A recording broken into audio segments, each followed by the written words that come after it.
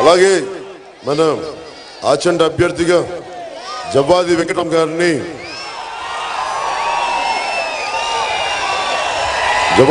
పెట్టడం జరిగింది.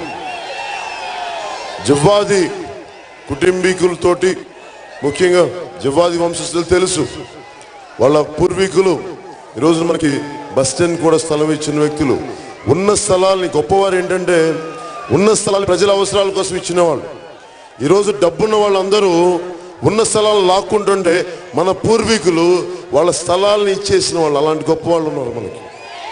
జవ్వాది కుటుంబం అలాంటి పెద్ద కుటుంబంలో ఒకటి. అలాగే నాకు జవ్వాది లక్ష్మీనాయుడు గారి గురించి మా నాన్నగారు చెప్తుంటే వినేవాడిని. అలాంటి పెద్దలు, వారి గొప్పతనం, వారి దాతృత్వం తెలిసిన వాడిని. అలాగే నర్సాపురం పార్లమెంట్ నియోజకవర్గ అభ్యర్థిగా మా చిన్న శ్రీ నాగేంద్ర బాబు గారిని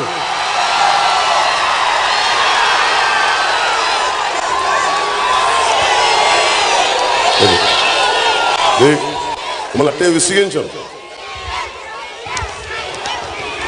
ముందుగా పొలిటికల్ అంటే నా దృష్టికి వచ్చిన సమస్యలు, మన పోరాట యాత్రలో తిరుగుతున్నప్పుడు, ఆచంటలో తిరుగుతున్నప్పుడు మా జాగ్రత్త పడిపోతాను, మీరు దిగిపోండి, మా జాగ్రత్త దిగిపోండి, పడిపోతాను.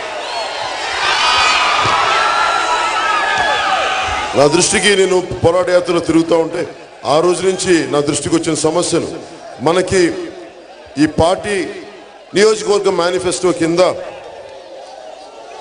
మనకి అవసరమైంది, మనకి పెనుగొండ బస్ స్టాండ్ ఒకటి,